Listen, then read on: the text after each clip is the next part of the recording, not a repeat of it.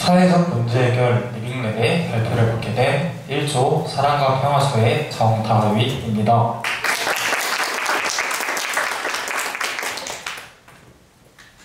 여러분들은 유아동 고립의 다양한 원인에 대해 잘 알고 계시나요? 혹시 지영 학생은 유아동 고립에 대해 어떠한 원인이 있을 거라 생각하시나요? 약간 부모님이 너무 바빠가지고 잘 못 챙겨줄 것 같습니다. 부모님의 좀 바쁜 직장 생활로 아이를 못 챙기는 그런 원인도 있을 거라고 생각하고 있고, 혹시 이혜원 학생은 또 어떤 원인이 있을 거라 생각하시나요? 아이다 보니까 고립에 대해서 티가 안 날 것 같다라고 생각해요. 그래서 주변 인물들, 가까운 인물들이면 부모님, 저도 부모님에 대해서. 아이다 보니까 좀 주변에서 못 알아챌 수도 있다는 그러한 의견도 있습니다. 이렇게 여러분들이 잘 알고 계신 것처럼 유아동 고립에는 정말 다양한 원인이 있습니다.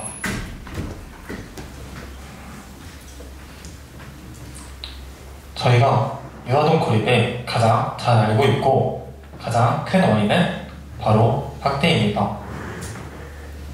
학대라고 하면 흔히들 물리적 폭력을 생각하시는 분들이 많으실 겁니다. 저도 처음에는 학대라고 하면은 물리적 폭력을 떠올렸었습니다. 하지만 학대에는 물리적 폭력만이 있는 것이 아닙니다. 저희가 처음에 유아동 고립이라는 주제를 선정했던 이유에는 저희가 다른 연령대의 고립들도 있지만 유아동 고립하면은 아동학대라는 명확한 키워드를 생각하고 유아동 고립에 접근을 했었습니다. 그냥 단순히 아동학대에 관한 영상을 만들면 조금 쉽게 갈 수 있겠지 하고 다소 쉽게 생각을 했던 부분도 있습니다. 하지만 저희가 자료 조사를 하다 보니 학대에는 또 여러 종류가 있다는 것을 알게 되었습니다. 학대에는 다양한 종류가 있는데 신체적 학대, 정서적 학대, 성적 학대 등 다양한 종류가 있습니다. 하지만 그 중에서도 저희는 방임이라는 주제에 접근을 해보았습니다. 방임이라고 하면은 다른 신체적 학대, 성적 학대 등에 비해 별게 아니라고 생각할 수도 있습니다. 하지만 방임도 정말 다양한 종류가 있고 또 좀 심각한 부분이 있다고 생각해서 저희는 방임이라는 주제를 선정하였습니다. 다음은 저희가 자료 조사를 했던 과정을 간단하게 만들어 보았습니다.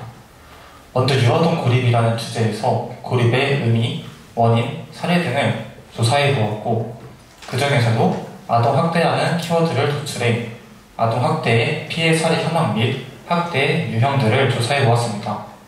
수많은 학대 유형 중에서도 저희는 아동방임이라는 주제를 선정하였고 아동방임의 유형과 사례를 조사하고 최종적으로 방임에 대한 영상을 만들어 보기로 하였습니다. 다음은 저희가 조사한 자료입니다.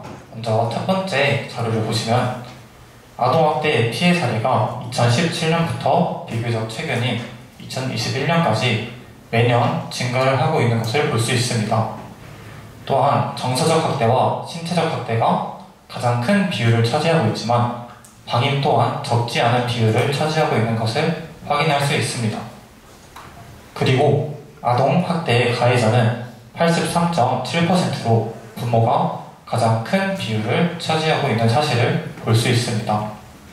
그리고 두 번째 자료를 보시면 최근 5년간 학대 후 재학대 아동의 건수가 매년 증가하고 있는 것 또한 확인할 수 있습니다. 이 말은 즉슨 아동학대가 예방은커녕 계속 반복되고 있다는 점을 저희는 확인하고 넘어갈 수 있습니다. 그리고 세 번째 보건복지부의 통계를 보면은 2005년부터 2013년까지 다양한 학대 유형 중에 방임이 가장 큰 비율을 차지하고 있는 것을 확인할 수 있었고 마지막 자료를 보면은 부모의 무관심한 양육 태도는 아이에게 정말 큰 악영향을 끼칠 수 있다는 자료 또한 있었습니다. 저희는 앞선 자료와 그 외의 자료들을 통해 방임이 정말 심각하고 그에 따른 문제성을 저희는 느꼈고 방임에 대한 영상을 만들어 보기로 결정을 하였습니다. 방임도 크게 4가지로 나눕니다.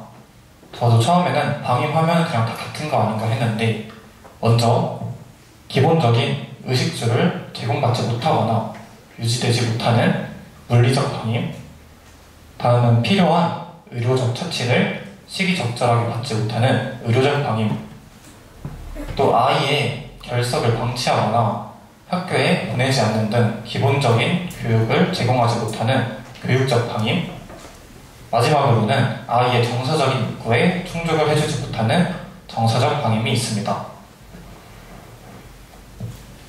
저희는 그 중에서도 정서적 방임에 대해 영상을 좀 많이 담았습니다.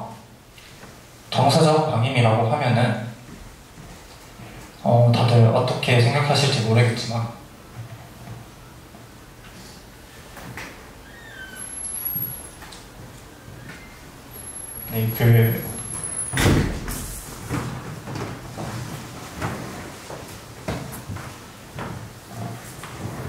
정서적 방임이라고 하면은 또 어떻게 생각하실지 모르겠지만 표면적으로 보이는 방임뿐만 아니라 저희가 부모님이 내가 혹시 모르고 있다거나 잘하고 있다고 생각한 양육 태도에서도 조금이라도 아이에게 무관심한 태도를 보이면 그 태도는 아이에게 악영향을 끼칠 수 있다고 합니다. 그리고 다음은 저희의 기획 의도 및 목적을 간단하게 설명해 보겠습니다. 부모의 관심 부족이 아이의 성장에 미치는 심각한 영향을 인지시키고 현대사회에서 가족 간의 소통을 중요성을 강조합니다. 그리고 영상을 보는 이들에게 부모의 역할을 되돌아볼 기회를 제공하고 영상에 인근기관 정보를 전달함으로써 도움을 받을 수 있는 기회 또한 제공합니다. 다음은 저희 등장인물의 페르소나입니다. 저희 조가 다른 조들과 약간의 차별점이 있다면 다른 조들은 배우들이 직접 나와 촬영을 하지만 저희는 1편의 영상에서 아이가 아닌 아이를 대체한 인형이 나옵니다. 저희는 고립된 아이를 인형으로 비유하여 표현하였고 그 인형은 아이의 외로움과 상처를 상징하는 역할도 가지고 있습니다. 다음은 저희 조의 등장인물입니다. 가장 먼저 저희 영상의 주인공 한별이 나이는 만 6세, 좋아하는 음식은 소세지, 그리고 그림 그리는 것을 좋아하는 아이입니다. 그리고 두 번째는 한별이 아빠입니다. 한별이 아빠는 저희 방송 영상 디자인과의 비주얼 탑이고 정해인 뺨치는 연기력과 비주얼을 소유하고 있는 이강현 국가대님이 맡아주시기로 하였고 극중 이름은 이형강, 나이는 만 32세, 직장은 건설회사 팀장이고 좋아하는 음식은 제육과 계란말이, 그리고 무뚝뚝한 성격을 가지고 있는 것이 특징입니다. 마지막으로 한별이 엄마입니다. 극중 이름은 김수하고 나이는 만 28세, 디자인 회사 실장을 맡고 있고 좋아하는 음식은 미역국, 그리고 잦은 야근으로 항상 예민해져 있는 것이 특징입니다. 저희 줄거리를 간단하게 설명해 보겠습니다.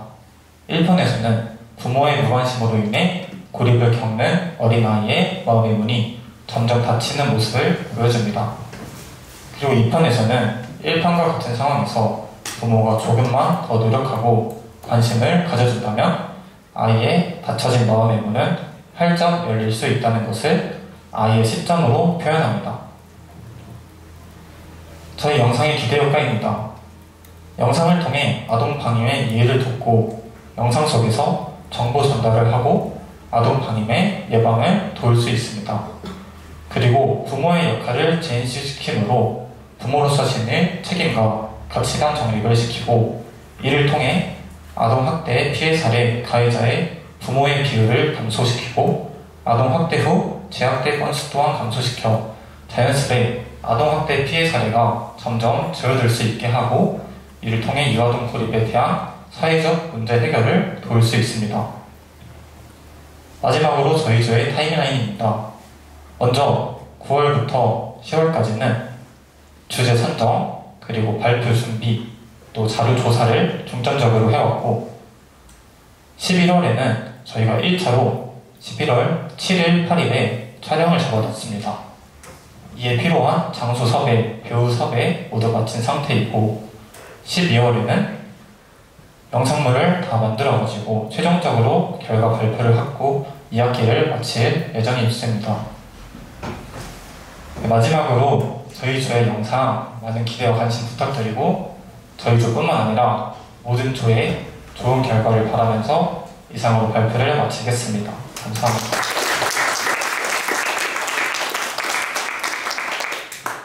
네, 질문 받겠습니다.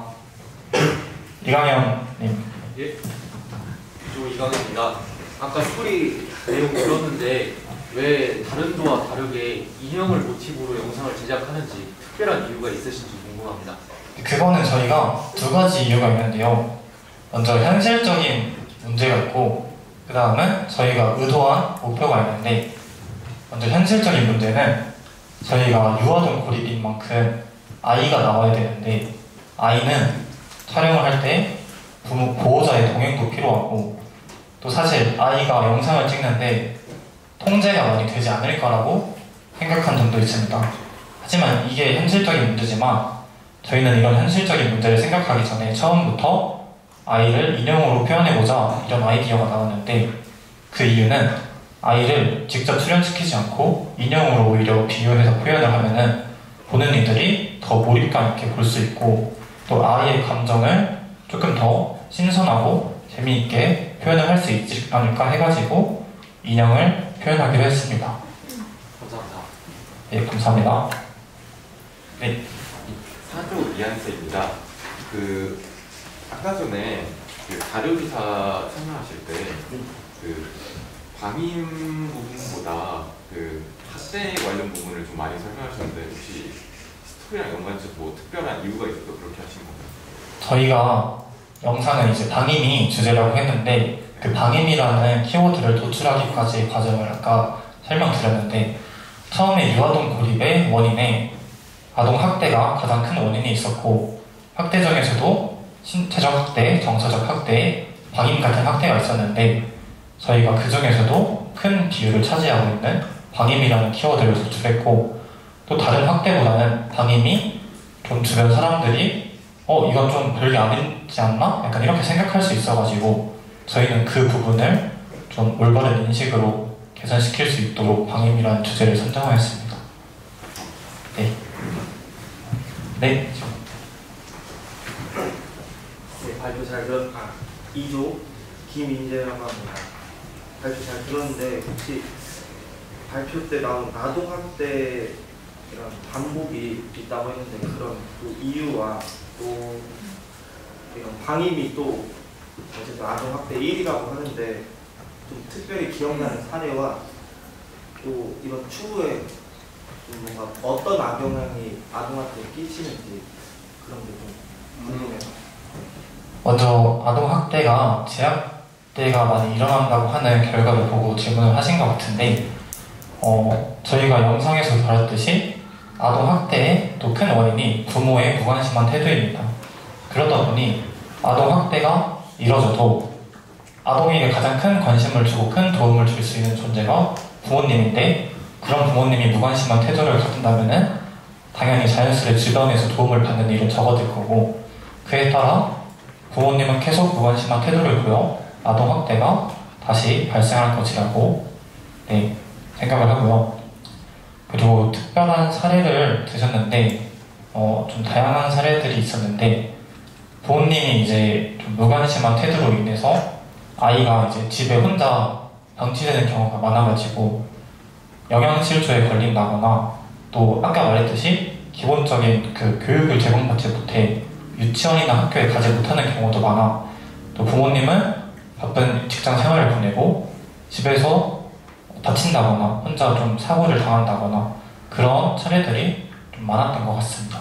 그래서 저희는 부모의 방임에 대해 좀 영상을 만들어 보려고 했던 것이 있습니다. 감사합니다. 또 질문 먼저 하세요.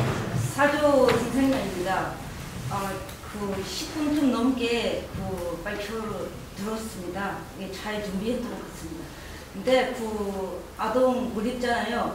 근데 우리 지금 사회적에서 유치원이나 밖에서 아기들이 관심 받고 싶어서 관심 받게 만드는 경우가 많아요. 왜냐면 고립이 많아서 그래요.